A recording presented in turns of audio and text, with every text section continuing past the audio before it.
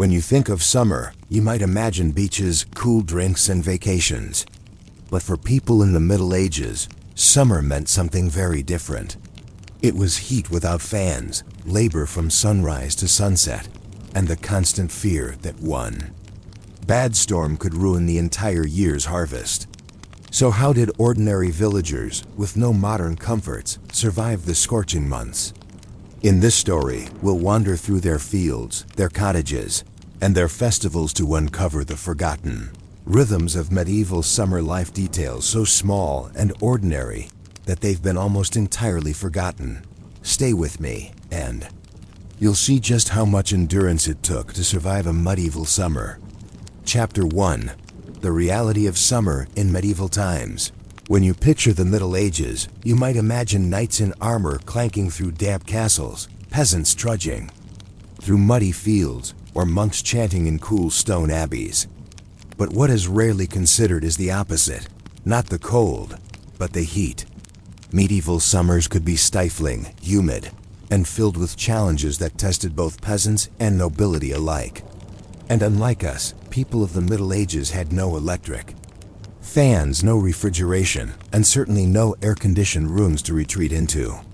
Their survival depended on traditions, simple tricks, and long-forgotten methods of keeping cool that revealed just how different and yet familiar their lives were to ours. To begin, you have to imagine the rhythm of medieval life itself. Summer was not just another season. It was the heart of the agricultural calendar. In most European villages, spring planting had already been completed, and by June and July, crops like wheat, barley, oats, and rye were growing quickly in the fields. For peasants, this meant long, exhausting hours outdoors, working under the blazing sun with tools that were simple and heavy. Wooden plows, iron-tipped hoes, and scythes were all that stood between the community and hunger in the winter ahead. Unlike today, when many of us might consider hot weather an inconvenience, in the Middle Ages the heat was a real danger. Without clean running water or easy access to shade, peasants often suffered from dehydration, sunburn, or exhaustion. Historical accounts do not often record heat waves in the way we do now, but scholars know that Europe experienced significant climate shifts throughout the medieval period. The so-called medieval warm period, roughly 950 to 1250 AD, meant that summers were, on average, warmer than they had been in centuries before or would be after. For people living then, this was both a blessing and a curse. Warmer summers extended growing seasons and allowed for more consistent harvests in Northern Europe, but they also meant that heat-related hardships were a daily reality. One of the simplest ways peasants managed the heat was through their clothing. If you look at medieval art, you'll notice that peasants often wore simple woolen tunics, linen shirts, and hoods, even in summer. At first glance, it seems absurd to imagine. Wool is cooling, but medieval people understood their materials.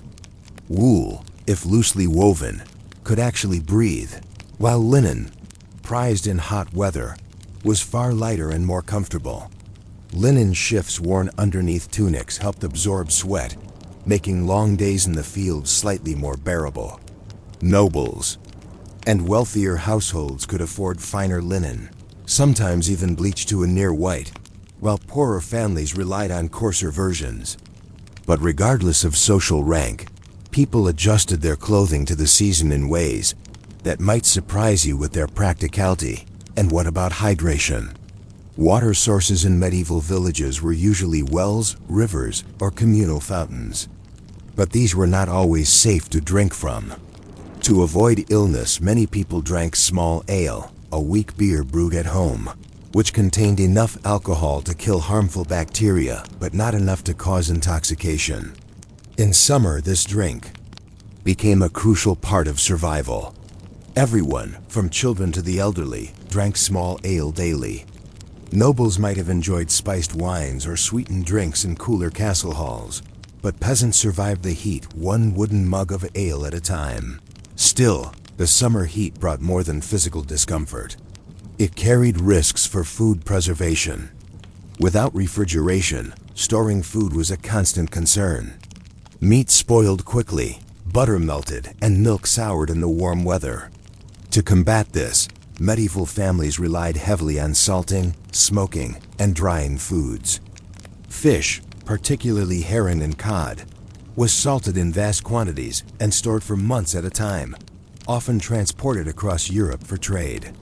In the villages, peasants dried beans, peas, and herbs in the open air, while wealthier households kept pantries in the coolest parts of their stone manors.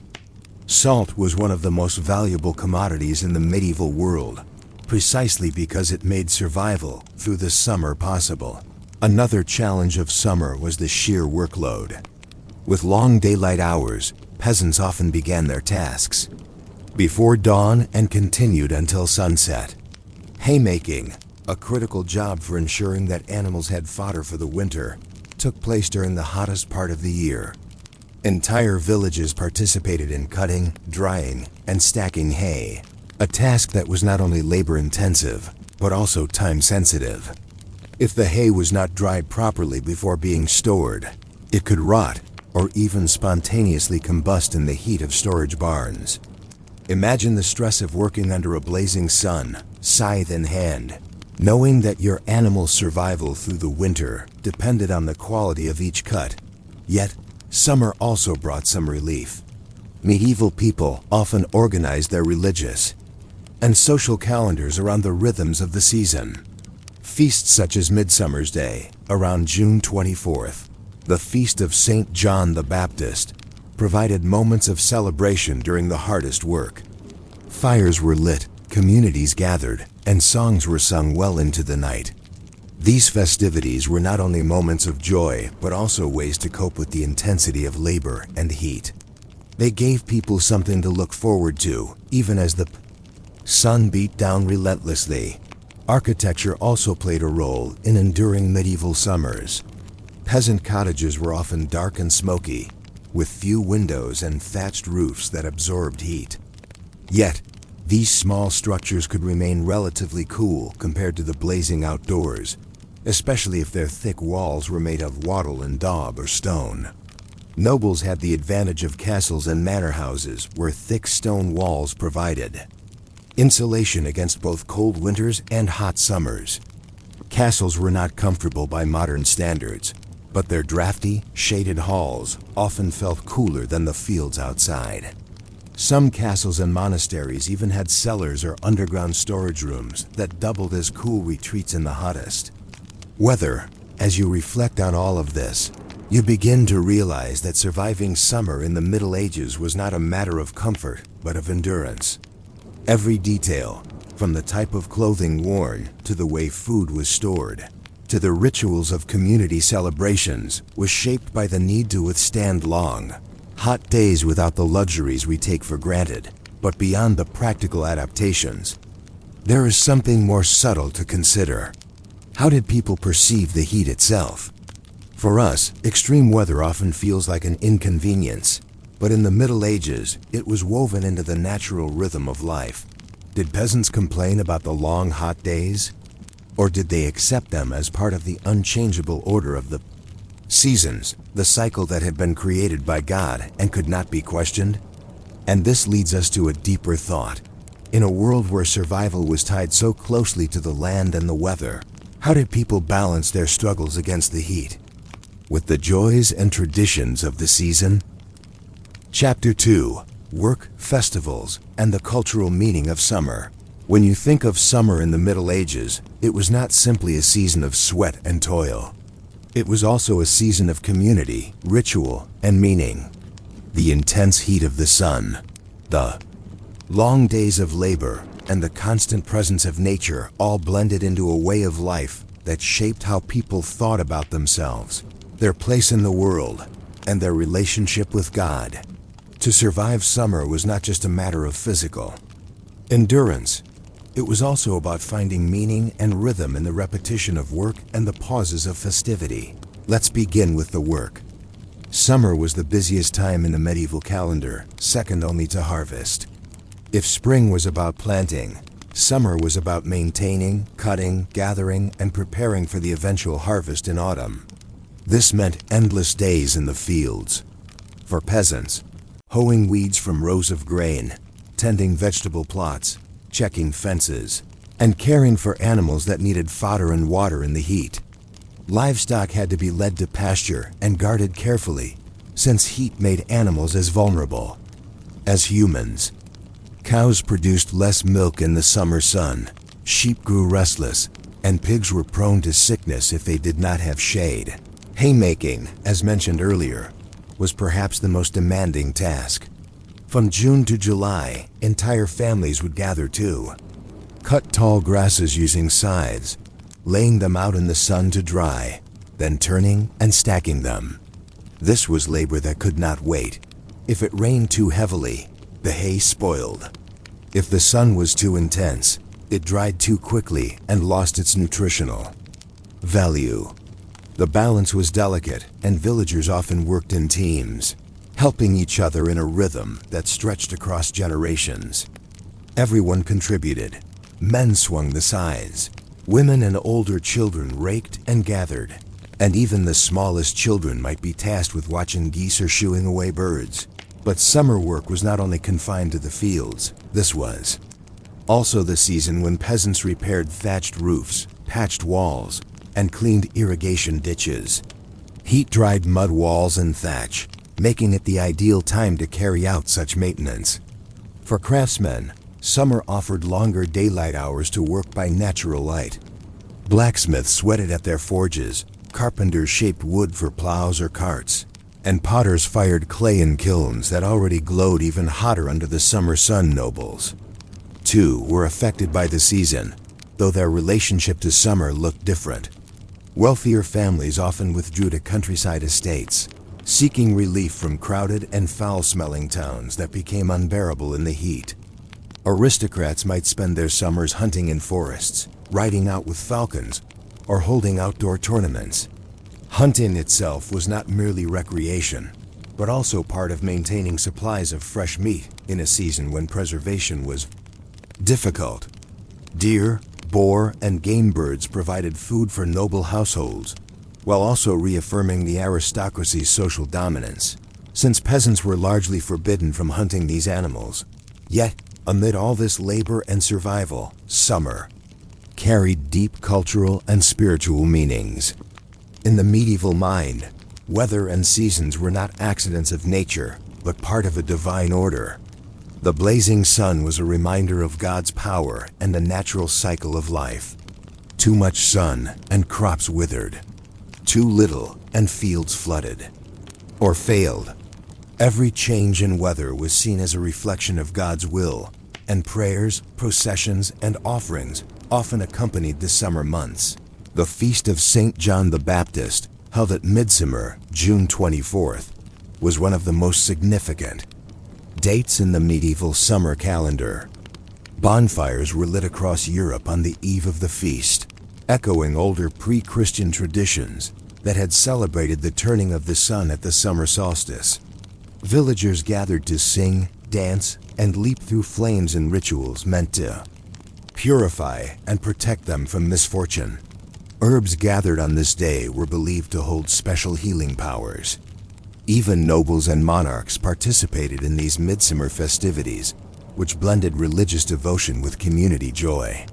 For peasants, it was often one of the few nights of the year when the hardships of labor gave way to shared celebration. But the summer months were not all feasts and laughter.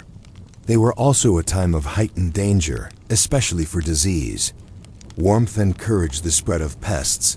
Flies swarmed around livestock, fleas and lice thrived, and stagnant water became a breeding ground for illness. Outbreaks of dysentery and other gastrointestinal diseases often increased in summer, as spoiled food and tainted water became more common. Chroniclers occasionally noted the flux or summer sickness that struck villages. Without modern medicine, survival depended on home remedies, herbs, and sheer endurance. Food shortages were another concern. By July or August, the stores from the previous year's harvest were running dangerously low. Grains kept in barns or granaries sometimes spoiled in the heat or were eaten by rats and insects. This meant that peasants were forced to rely heavily on whatever was available: vegetables from their gardens, berries gathered in woods, or bread made from mixed grains, and even ground peas or beans. This period, sometimes called the Hungry Gap, tested the resilience of entire communities, and yet, despite the risk of famine, the memory of summer was not entirely negative. For many medieval people, summer also represented abundance. Fields filled with ripening grain promised hope, orchards bore fruit, and bees produced honey. Children played in the meadows, and evenings stretched long and warm. It was in summer that fairs and markets often flourished, as traveling merchants made their way along drier, safer roads. These fairs were not just opportunities to buy goods, but also major social events, where peasants and townsfolk mingled, bought trinkets, and enjoyed entertainments like jugglers, musicians, and storytellers. In this sense, summer was both relentless and rewarding. It was a season of hard work, but also of moments when the community came together, whether at a bonfire, a market stall, or even in the simple act of sharing ale under the shade of a tree. What's perhaps most fascinating about medieval summer is how people balanced its burdens with joy. Unlike today, where summer is often associated with leisure, holidays, and travel, in the Middle Ages it was the very opposite: the busiest, most demanding, and often most dangerous time of year. And yet, it was also the season of festivals, markets, and some of the most enduring traditions we still faintly recognize today. Think about that for a moment. In a world without fans, cold drinks, or relief from the heat, people still found ways to laugh, dance, and celebrate in the heart of the summer. But this raises a question: how did these communities manage the transition from the exhausting days of summer labor to the critical harvest of autumn? What strategies and rituals prepared them for the months ahead, when all the work of the summer would either pay off or fail entirely? Chapter 3: From Summer to Harvest, Preparing for Survival. As the weeks of July bled into August, the rhythm of medieval life shifted from the exhaustion of midsummer into the anxious anticipation of harvest. For peasants, summer was never an end in itself. It was always a preparation, a fragile bridge between the hunger of spring and the bounty or disappointment of autumn. In a society entirely dependent on the land, the fate of the harvest defined the difference between comfort and famine, life and starvation. To understand how medieval people endured summer, you must see it as part of this cycle of survival. By late summer, the signs of readiness were everywhere. The wheat fields ripened into seas of gold, oats bent heavily on their stalks, and barley grew pale in the sun. Farmers watched the skies constantly, for weather at this time was both friend and enemy. Too much rain in August, and grain sprouted early, rotting before it could be cut. Too much drought, and the ears withered, reducing yields. Villagers lived with an unspoken fear that all their summer labor could be undone by a single storm. Chroniclers often remarked on these anxieties, recording years when the heavens denied mercy and famine followed. The transition from late summer to harvest was marked not only by work, but also by ritual. Blessings of the fields were common. In medieval Europe, often tied to church ceremonies, priests would walk the edges of the grain fields, sprinkling holy water and praying for protection against blight, storms, or vermin. This practice blended seamlessly with older folk traditions, in which charms or offerings were made to ensure fertility and abundance. In some places, the first sheaf of grain was cut ceremonially and carried to the church, symbolizing both gratitude and hope. Labor at this stage demanded every available hand. Harvest was a communal act, with peasants, tenants, and even lord servants working side by side in the fields. The tools were simple: sickles for cutting, rakes for gathering, and carts for carrying the sheaves. Men and women alike bent over the grain, cutting and tying it into bundles that would later be threshed and stored. Children followed behind, gleaning stray stalks left on the ground, a practice that was not only permitted, but essential, as Even small amounts of grain could make the difference for poorer families. The harvest was not only about food, it was about rent, obligation, and survival within the feudal system. A portion of the grain was owed to the lord as rent or tax. Another portion was owed to the church as a tithe, often 1/10 of the yield. What remained was divided between feeding the family, saving seed for the next year, and storing against winter. For many households, this division was precarious. A poor harvest meant tough decisions. Eat now and risk having no seed for spring, or ration food and endure hunger in hopes of planting again. This is where the memory of summer's hardships came sharply into focus. The hay that had been cut and dried in June would now feed livestock through the colder months. The maintenance of barns, done in the heat of July, determined whether grain could be stored safely or spoiled. Even the communal bonds forged at midsummer festivals mattered, as neighbors might depend on each other to survive a poor harvest. In this way, summer was not a season to be endured and forgotten. It was an investment in survival whose consequences unfolded in the months that followed. Food preservation became a central concern at this time. Salted meats, dried fish, smoked bacon, and stored grains filled pantries and lofts. Fruits were dried or turned into preserves where sugar was available, rare for peasants, but more common in towns. Herbs gathered in midsummer were hung to dry, ready to flavor meals or act as remedies during the long winter. Even ale, brewed from barley, was tied to the cycle of summer and harvest. Brewing in late summer ensured fresh drink for the months ahead. Since water supplies were often unsafe, nobles too relied on this cycle, though their access to resources insulated them from the worst risks. Large estates had granaries, salt stores, and hunting rights that ensured a wider diet. Yet even aristocrats were not immune to famine. Poor harvests struck rich and poor alike, and grain prices could skyrocket in bad years, creating unrest. In towns, bakers sometimes rioted, or were attacked if they raised the price of bread. The link between summer, harvest, and survival was inescapable across all classes. Religious and cultural traditions reflected this tension between anxiety and gratitude.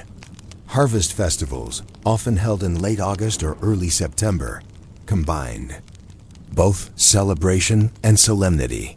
Villagers might decorate the church with sheaves of grain, bring loaves of bread baked from the first flour, and share a communal meal.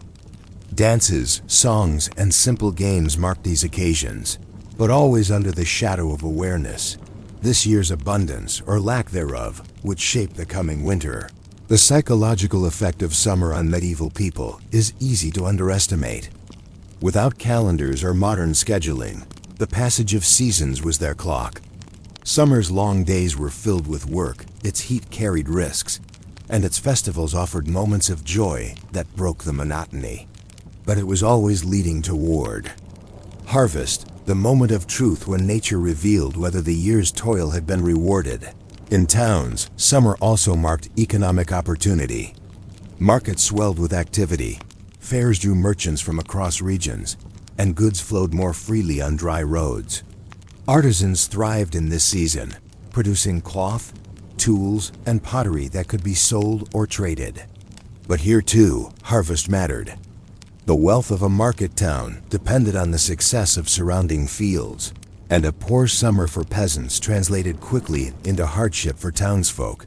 It is striking to realize how fragile this entire system was. Today, you may escape the summer heat with a fan, an air conditioner, or even a trip to the seaside. In the Middle Ages, people had no such escape. They endured, they adapted, and they built meaning into the season, turning hardship into rhythm. The survival of a community hinged not only on individual endurance, but on shared labor, shared rituals, and the hope that the sun which burned their backs in July would also ripen the fields by September. So when we ask, how did people survive the summer in the Middle Ages? The answer lies not only in shade and water, but in the strength of community, the weaving of work with faith, and the acceptance of nature's cycle. Summer was a trial, but also a gift, a reminder that endurance could bring reward, that scarcity could give way to abundance, and that the turning of seasons bound human lives to the land in ways both practical and spiritual. And yet, the question lingers. If summer was both a burden and a blessing, what happened in those years when the balance tipped too far? What about the summers of drought, of failed harvests, when endurance was not enough and famine set in? And that brings us to the end of today's journey through the heat of a medieval summer. Life back then may have seemed simple, but every day was a test of patience, strength, and endurance. I hope this quiet story helped you drift into calm reflection, or maybe even a little sleep. If you enjoyed spending this time together, please remember to like the video and subscribe to Quiet Boring Sleep. Your support helps me keep sharing these slow, peaceful histories with you. Until next time, rest well.